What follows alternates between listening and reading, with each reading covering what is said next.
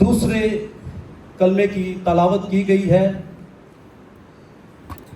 دوسرا کلمہ نجات کا کلمہ ہے اور لوکا کی معرفت انجیل پاک کی ہم تلاوت کریں گے 23 باب اور اس کی 39 آیت سے لے کر 43 آیات تک پڑھیں گے۔ پاک کلام میں یوں لکھا ہے، پھر جو بدکار صلیب پر لٹکائے گئے تھے ان میں سے ایک اسے یوں تانا دینے لگا، کیا تو مسیح نہیں؟ تو اپنے آپ کو اور ہم کو بچا۔ مگر دوسرے نے اسے جھڑک کر جواب دیا، کیا تو خدا سے بھی نہیں ڈرتا، حال کہ اسی سزا میں گرفتار ہے؟ ہماری سزا تو واجبی ہے کیونکہ اپنے کاموں کا بدلہ پا رہے ہیں، لیکن اس نے کوئی بیجا کام نہیں کیا۔ پھر اس نے کہا، اے یسوع، جب تو اپنی بادشاہی میں آئے تو مجھے یاد کرنا۔ تو یسوع نے اس سے کہا، میں تجھ سے سچ کہتا ہوں کہ تو آج ہی میرے ساتھ فردوس میں ہوگا۔ پاک کلام کا پڑھا سنا جانا ہم سب کے لیے باعث سے برکت ہو۔ خداوند کا شکر ہو۔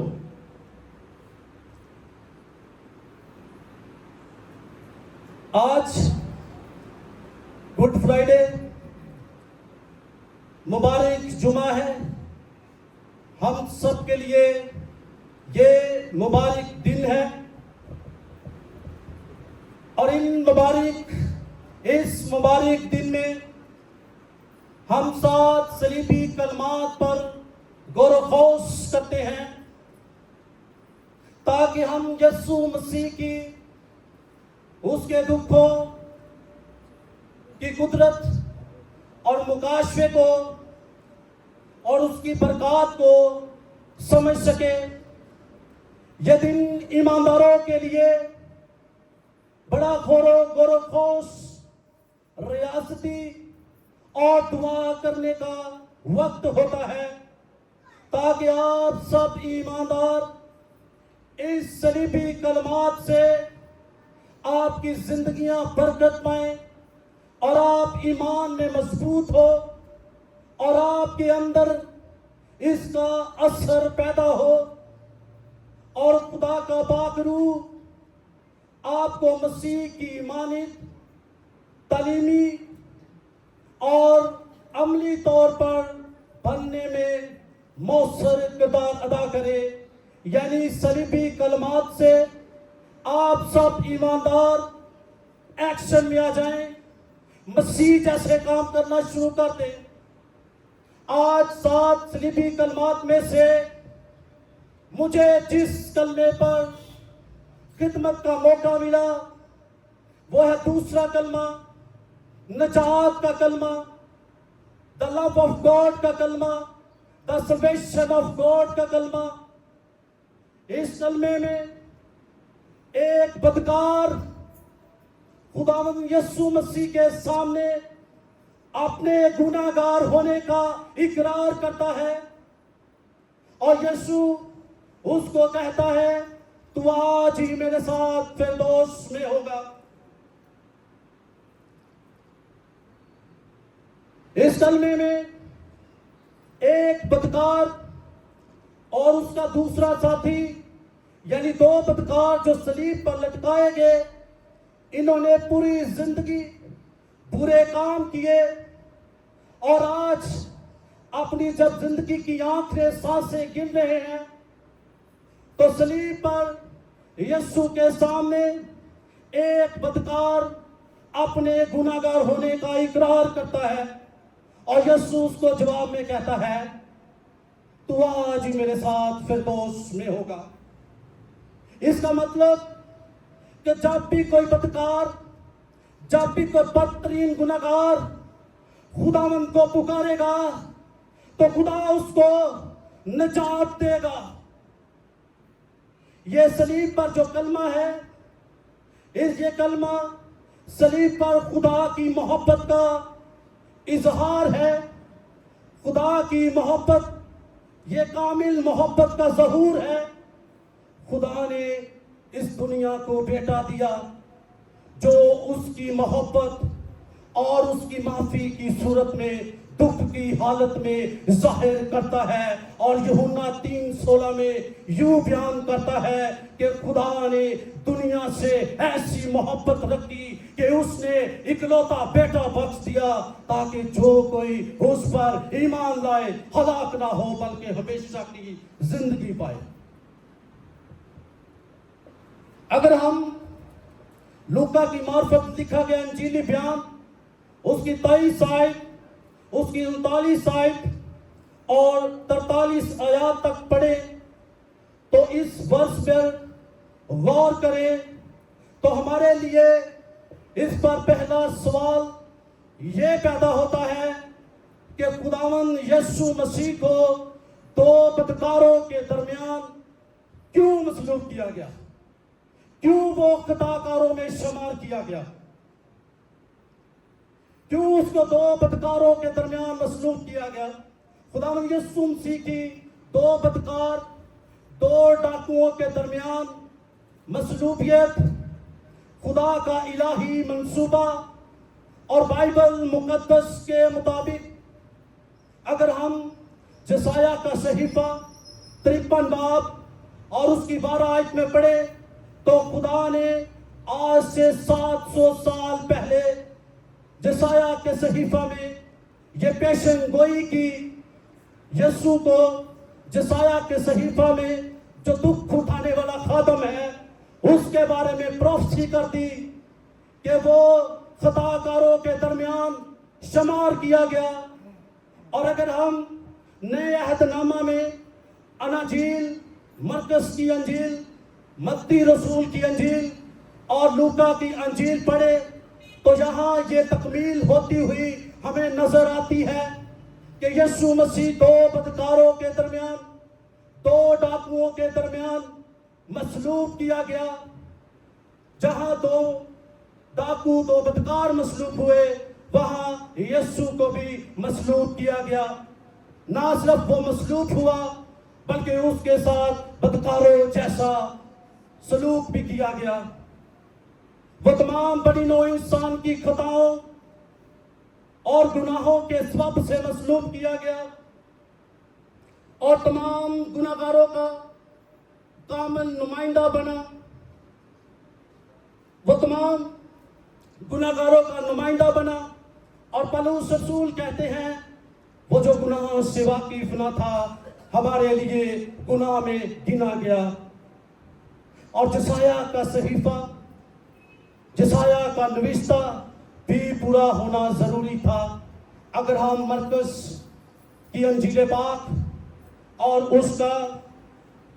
उसके 15 बाब और 28 आयत पढ़े तो लिखा है वो गुनाह में गिना गया ताकि हम रास्तबाज गिने जाएं। वो हमारे लिए मुकम्मल मुशाहबत अख्तियार की उसने। वो इसलिए आया ताकि गुनाहगारों को ढूंढे और नजात दे। आगे बढ़े तो कलाम में लिखा है, अगर आप 39 आयत मेरे साथ निकाल लें, 23 बाब की 39 आयत पढ़े तो लिखा है वो जो बदकार सलीब पर लटकाए गए थे उनमें से एक उसे यूं ताना देने लगा, क्या तू मसीह नहीं, तू अपने आप को और हमको बचा। यहां गौर करें, दो बदकार आपस में गुफ्तगू कर रहे हैं। एक ताना दे रहा है और दूसरा छिड़क रहा है। एक ताना देकर कह रहा है, क्या तू मसीह नहीं, तू अपने आप को और हमको बचा। ये जो तू पहला बदकार डाकू ये यीशु को जानता था, इसको पता था ये खुदा का मसला किया हुआ है। ये इसलिए यीशु से कहता है कि क्या तू मसीह नहीं, تو اپنے آپ کو اور ہم کو بھی بچا۔ یہ جانتا ہے کہ یسوع مسیح نے بہت سے لوگوں کو مصیبتوں، دکھوں کے طوفانوں سے بچایا اور روحوں بدروحوں سے رہائی دی۔ اس لیے یہاں یہ یسوع کو اکساتا ہے اور کہتا ہے کیا تو مسیح نہیں؟ اور دوسرا اس کو چھڑکتا ہے۔ ان دونوں کا نجات کا جو فیصلہ ہے وہ یکساں ہے۔ یہ دونوں نجات حاصل کرنا چاہتے ہیں، یہ دونوں مرنا نہیں چاہتے، یہ دونوں جینا چاہتے ہیں۔ ان دونوں کی التجا ایک جیسی ہے۔ ایک التجا کرتا ہے کیا تو مسیح نہیں؟ تو اپنے آپ کو اور ہم کو بچا۔ اور دوسرا التجا کرتا ہے، دوسرا اپیل کرتا ہے اے یسوع جب تو اپنی بادشاہی میں آئے تو مجھے یاد کرنا۔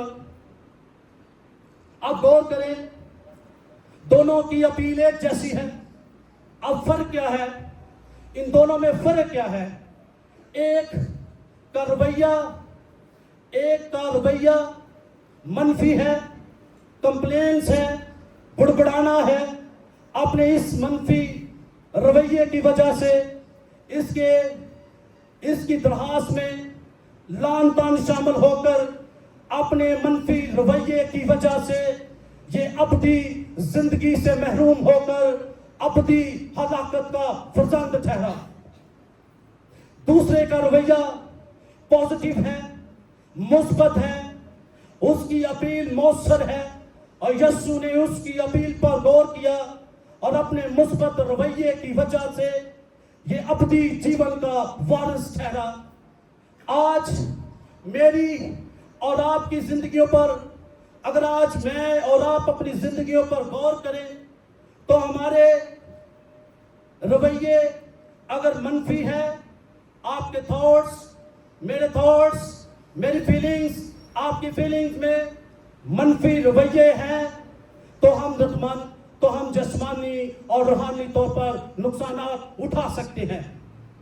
اگر ہمارے رویے پازیٹیو ہیں، ہمارے تھاٹس پازیٹیو ہیں، ہماری فیلنگ پازیٹیو ہے، ہم سوچتے پازیٹیو ہیں، بولتے پازیٹیو ہیں، تو خدا کے کلام سے راضی ہیں اور آپ وفادار ہیں، تو جسایا کے صحیفہ میں لکھا ہے کہ تم زمین کے اچھے اچھے پھل کھاؤ گے اور ترقی سے ہمکنار ہوتے جاؤ گے۔ آگے بڑھے، لکھا ہے ایک لعن طعن کر رہا ہے، دوسرا جھڑک رہا ہے۔ ایک لعن طعن کر رہا ہے، دوسرا جھڑک رہا ہے، اور جھڑک کر یسوع مسیح کی الہی شخصیت کا اقرار کرتے ہوئے اسے ڈانٹ رہا ہے اور اسے کہہ رہا ہے کیا تو خدا سے نہیں ڈرتا؟ وہ جسٹس ہے، وہ انصاف کرنے والا ہے، وہ منصف ہے، اور کیا تو اس سے نہیں ڈرتا؟ ہماری سزا واجبی ہے، ہم نے برے کام کیے، اس کا رزلٹ ہے، جو ہمارے کام برے ہیں یہ اس کا نتیجہ ہے کہ ہم اپنی سزا پا رہے ہیں۔ اپنی واجبی سزا کو قبول کرتا ہے، اپنے گناہ کو، اپنے گناہگار ہونے کا اقرار کرتے ہوئے وہ کہتا ہے اس نے تو کوئی بیجا کام نہیں کیا، یعنی یسوع کی بے گناہی کے بارے میں کہتا ہے۔ ان تینوں باتوں میں ڈاکو یسوع کو اپنا نجات دہندہ، اپنا خداوند ہونے کا اقرار اور اپنا انکار کرتا ہے، یسوع کو اپنا راست باز اور اپنے آپ کو گناہگار ٹھہراتا ہے، اور گناہگار ٹھہراتے ہوئے یسوع مسیح کو اپنا نجات دہندہ اور آئندہ آنے والی بادشاہی کا اقرار کرتے ہوئے اپیل کرتا ہے اے یسوع جب تو اپنی بادشاہی میں آئے تو مجھے یاد کرنا۔ کیا کہا؟ کیا اپیل کی؟ یاد کرنا۔ خداوند یسوع مسیح کی بادشاہی، یسوع بادشاہ ہے، یسوع حقیقی بادشاہ تھا، اگر چاہے زمینی اس کی بادشاہی نہیں بلکہ آسمانی بادشاہی تھی. اور یسوع کی زمینی خدمت کے دوران بہت چند لوگوں نے اس کی بادشاہی کو قبول کیا اور بہت سے لوگوں نے اس کی زمینی خدمت کے دوران اس کی بادشاہی کو قبول نہیں کیا. لیکن بائبل مقدس بیان کرتی ہے کہ یسوع بادشاہ ہے اور آنے والی بادشاہی اس کی ہے.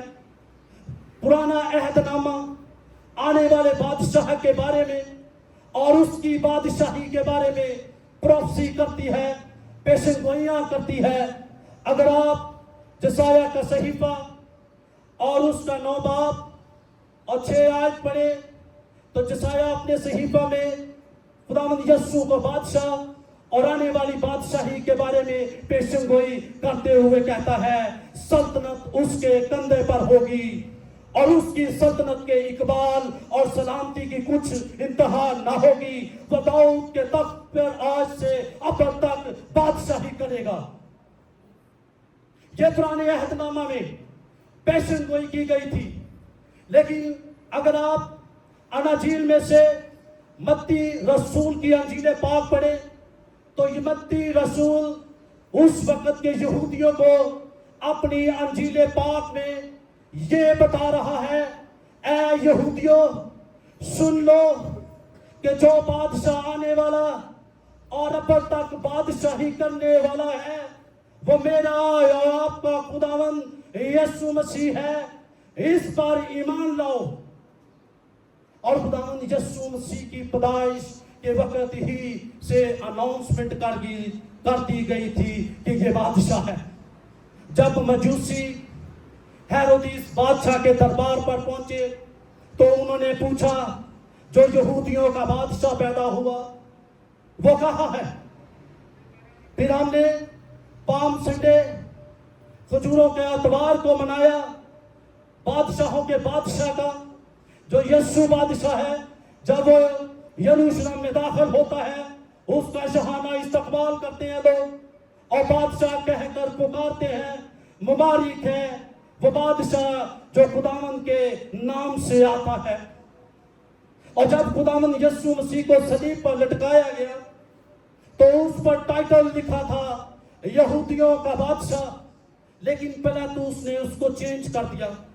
پلاطس نے کہا میں یہودیوں کا بادشاہ ہوں. اس کو چینج کرے. یہ پلاطس کی گواہی تھی. اس نے کہا لکھے یسوع یہودیوں کا بادشاہ ہے. تو آج اس ڈاکو نے اس بدکار نے بھی یسوع کو اپنا بادشاہ تسلیم کیا. نہ صرف اس زمانہ میں روحانی جسمانی اور ابدی بادشاہ میں یسوع کو اپنا بادشاہ مانا. اور ایک بات وہ صلیب پر جان گیا کہ صلیب کی سزا سے بہت سے لوگ مر گئے تھے. لیکن یسوع کے بارے میں وہ جان گیا کہ یہ مر کر جی اٹھے گا. یہ مرتے ڈاکو کا ایمان تھا کہ وہ مردوں میں سے جی اٹھے گا اور اپنی بادشاہی قائم کرے گا. اس لیے اس نے یسوع کو یہ درخواست کی اے یسوع جب تو اپنی بادشاہی میں آئے تو مجھے یاد کرنا. اور یسوع نے اس کی درخواست پر عمل کرتے ہوئے قبول کرتے ہوئے اس کو آفر دی. اس کو آفر دی اور اس سے کہا تو آج ہی میرے ساتھ فردوس میں ہوگا. آج سے مراد کیا ہے؟ ابھی اسی وقت اسی روز اسی لمحے تو میرے ساتھ سے مراد جیسے ایک دوست دوسرے دوست کا ہاتھ پکڑ کر چلتا ہے. ایک ساتھی دوسرے ساتھی کا ہاتھ پکڑ کر سیر کو چلتا ہے. یسوع اس کو ایسے کہہ رہا ہے تو آج ابھی اسی وقت میرے ساتھ فردوس میں ہوگا. فردوس آج فردوس کے بارے میں بھی سیکھیں. آپ کی زندگیاں بڑی برکت پائیں گی. فردوس فارسی زبان کا لفظ ہے اور اردو میں اس کا مطلب باغ ہے. اور باغ ایک خوبصورت جگہ ہے. اور یہ جگہ کون سی ہے؟ یہ کون سی خوبصورت جگہ ہوتی ہے؟ جہاں پھلدار درخت ہوتے ہیں, جہاں پودے ہوتے ہیں, پانی کے چشمے ہوتے ہیں, جانور ہو, परिंदे हो, ये फिरदौस है। और बाइबल मुकद्दस में 3 जगह फिरदौस का जिक्र किया गया है, और ये तीनों जगह इससे मुराद यही है, आसमान। आसमान को फिरदौस कहा गया है। और रोमन कैथोलिक की कलाम मुकद्दस में अगर आप यशवा बिन सुराख की किताब को पढ़े तो वहां भी फिरदौस का जिक्र आया है। खुदा हनूक से इतना खुश था कि उसे फिरदौस में मुंतकिल कर दिया। और फिरदौस, ये फारसी बादशाह जब अपना महल बनाते थे तो उसके साथ बागे अदन की तर्ज का एक बाग लगाते थे। और बाग लगाने की सारी कंडीशंस मैंने आपको बताई। इसमें बादशाह लोग सैर करते थे, इसमें बादशाह लोग, ये उनके क़याम की जगह थी। लेकिन हर एक इस फिरदौस, इस बाग में नहीं जा सकता था। वही जा सकता था जिनसे बादशाह खुश होते थे, उनके साथ सैर करते और उनके साथ ज़ियाफत करते थे। खुदावंद यीशु मसीह भी इस डाकू से खुश होकर अपने फजल के फिरदौस में आने की इजाजत देते हैं और कहते हैं, तू आज ही मेरे साथ फिरदौस में होगा। यहूदियों के नजदीक फिरदौस का नजरिया है कि ये आलम रवा का हिस्सा है और इसकी कुंजियां मसीह मौत के पास है। मसीहों के नजदीक फिरदौस का नजरिया क्या है? मसीहों के नजदीक फिरदौस का नजरिया वो मकाम या वो जगह है जो खुदावंद यीशु मसीह पर ईमान लाने वाली रूहें हैं, उनकी अब्दी रामगाह है। ये वो अपनी अब्दियत यहां गुजारेंगे और ये खुदावंद यीशु मसीह की हजूरी है। हम सब मसीही लोग जब हम इस जहां से कूच करें तो हम इसी जगह यीशु मसीह के साथ हम रास होंगे। और ये कौन सी जगह है? ये यीशु मसीह का बागे अदन है, जिसका हमें जिक्र पैदाइश की किताब में 2 बाब 8 और 17 आयत में मिलता है कि पैदाइश की किताब में है। ये बागे अदन है जहां खुदा ठंडे वक्त में सैर करता, जहां दरिया और नदियां बहते। ये खूबसूरत जगह कोई भी खोना नहीं चाहेगा, लेकिन इंसान ने अपनी नाफरमानी से इसको खो दिया। अब हम उसमें कैसे जा सकते हैं? आज हम इसमें कैसे पहुंच सकते हैं कि यीशु मसीह को अपना शख्सी नजात दहिंदा कबूल करें, क्योंकि फिरदौस का मालिक वही है। खुदावंद इस कलाम के वसीला से बहुत बरकत दे। आमीन।